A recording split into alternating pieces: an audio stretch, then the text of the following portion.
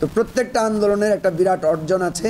তো আমরা মনে করি আজকে আমাদের সবচেয়ে বড় অর্জন যেটা আমাদের ছাত্ররা আমাদের জন্য এনে দিয়েছে সেটা হলো যে তারা আবার প্রমাণ করেছে যে এই স্বৈরাচার অতীতের সকল স্বৈরাচারের চাইতেও হিংস্র এবং কোনো অংশে তারা কম নয়। আজকে আপনারা দেখেছেন যে ছাত্রদেরকে এইভাবে সাউন্ড গ্রেনেড মেরে গুলি করে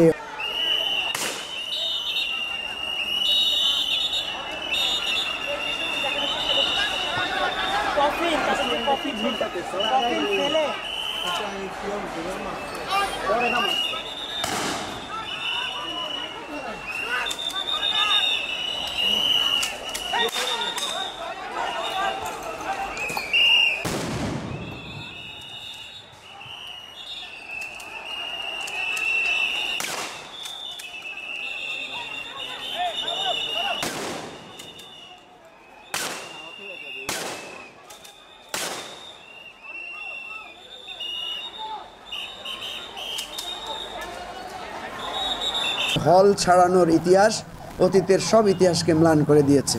তো এরকম করে কী লাভ হয়েছে? মুক্তিযুদ্ধের সময় বিশ্ববিদ্যালয় বন্ধ করা হয়েছিল, হল ভ্যাকেট করে দেওয়া হয়েছিল, বরং সেটা ব্যাকফায়ার করেছে। মুক্তিযুদ্ধের সময় ছাত্ররা ছড়িয়ে পড়েছিল সারা দেশে এবং ছাত্ররাই সারা দেশে মুক্তিযোদ্ধাদেরকে সংগঠিত করেছে, মুক্তিযুদ্ধকে সারা বাংলাদেশের প্রাণে গ্রামে গ্রামান্তরে ছড়িয়ে দিয়েছিল।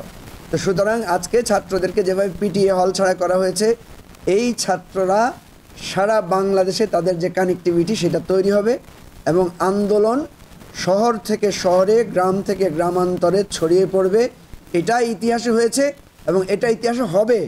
আপনি আমি যদি মেরে কেটে যদি আন্দোলন দমন করা যেত তাহলে আমরা ভাষা আন্দোলনে বিজয়ী হতে পারতাম না, বাংলাদেশ স্বাধীন হতো না। আজকের এই আশুরা এবং এই আশুরার সাথে মিল রেখে বাংলাদেশে আজকে যে হৃদয় বিদারক বেদনা বিধুর ঘটনা ঘটেছে, প্রিয় দেশবাসী আপনারা দেখেছেন যে অতীতে স্বৈরাচাররা যেটা করেছে, একেবারে পাকিস্তান আমল থেকে এই গত 50-52 বছর 55 বছরের যে ইতিহাস আমরা জানি, সেখানে আমরা দেখেছি যে ছাত্রদের আন্দোলন দমন করার একটা কমন ফেনোমেনা আছে। সেটা হচ্ছে প্রথমে নিজের দলের লাঠিয়াল বাহিনীকে লেলিয়ে দিয়ে মেরে কেটে রক্তাক্ত করে লাশ ফেলে ছাত্রদেরকে দমিয়ে দেওয়ার ভয়ভীতি দেখানোর চেষ্টা করা হয়, যেটা এবারও এই সরকার করেছে ছাত্রলীগকে দিয়ে।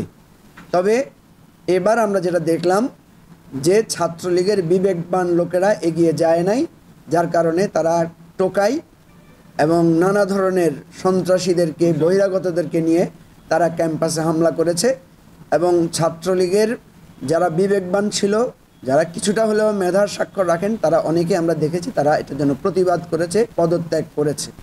অনেক শিক্ষককেও দেখেছি যারা আওয়ামী রাজনীতিকে সাপোর্ট করেন, তাদেরকেও আমরা দেখেছি তারা এই অন্যায়কে তারা সাপোর্ট করেন নাই, তারা এটার বিরুদ্ধে দাঁড়িয়েছেন। এবং আপনি 5ই মে বলেন, এরপরে গত বছরের কোটা সংস্কার আন্দোলন বলেন, নিরাপদ সড়কের আন্দোলন বলেন, হেলমেট বাহিনী দিয়ে অত্যাচার করার পরও আজকে বাংলাদেশে সারা বাংলাদেশে আজকে বিক্ষোভ হয়েছে, সারা বাংলাদেশে ছাত্র আজকে রাজপথে নেমেছে, সারা বাংলাদেশে ছাত্রদেরকে আহত করা হয়েছে, মারা হয়েছে। তারপরও এই পরাজয়টা, সরকারের যে পরাজয়টা হয়েছে, ফ্যাসিবাদের যে পরাজয়টা হয়েছে, তারা সবসময় পরাজয়কে পরাজয় হিসাবে স্বীকার করতে চান না। তারা লাঠিয়াল বাহিনী দিয়ে, পুলিশ দিয়ে, বিজিবি দিয়ে এটা করার চেষ্টা করেন। এবং আমি বিশ্বাস করি আজকে প্রত্যেকটা ছাত্রের, প্রত্যেকটা অভিভাবকের এবং যে সমস্ত পুলিশরা, যে সমস্ত বিজিবির সদস্যরা আজকে এই আপনার অভিযানে অংশ নিয়েছেন, প্রত্যেকের বিবেক দংশন করবে এবং বাংলাদেশের মানুষের বিবেকে এটা আরও সহস্রগুণ শক্তি আকারে সেটা আসবে। প্রধানমন্ত্রী একটা জাতির উদ্দেশ্যে ভাষণ দিয়েছেন, উনি কি বলেছেন সবাই শুনেছে। তো এই ব্যাপার সহ সার্বিক বিষয়ে আজকে যে অত্যাচার হয়েছে এবং ছাত্রদের যে নৈতিক বিজয়টা হয়েছে, আমাদের যে সমর্থন, রাজনৈতিক দল হিসেবে দায়িত্বশীল জায়গা থেকে আমরা এই নৈতিক সমর্থন, অধিকারের আন্দোলনকে সমর্থন দিয়ে যাব।